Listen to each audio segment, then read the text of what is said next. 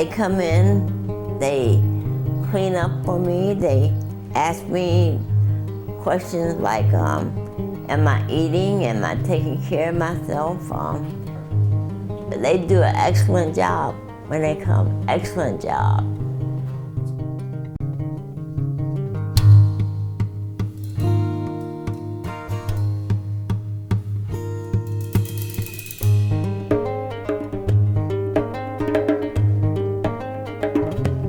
Seniors deserve to have the same kind of quality of life you and I are afforded, but they oftentimes end up being more dependent on others than they might like.